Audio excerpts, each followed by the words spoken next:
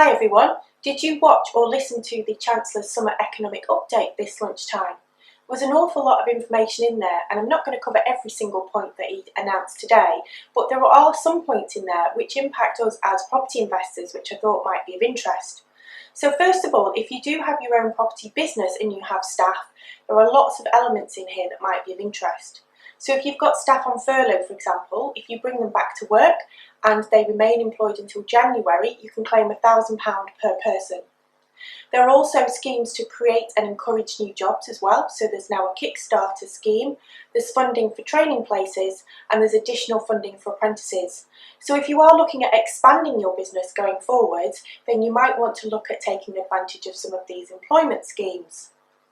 More directly related to property was an announcement of grants of up to £5,000 which will be available to homeowners but also landlords as well, which is of interest. So this is particularly under the green or economic banner. Now, as of yet, there aren't really any more details around what the eligibility criteria would be. However, if you are looking at doing refurbishments in the near future, again, this could be of interest to you. Perhaps the biggest headline-grabbing announcement is that in relation to stamp duty. So the Chancellor announced this afternoon that the threshold will be raised from £125,000 to £500,000, and this will be in place until March next year.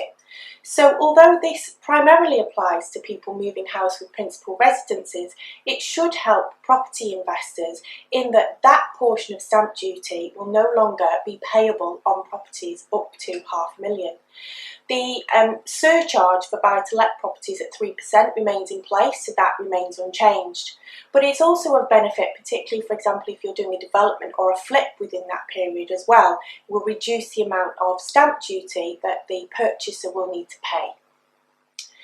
More interestingly, for our friends in the hospitality sector, so for those with serviced accommodation units, VAT in this area will be reduced from 20% to 5% from next Wednesday.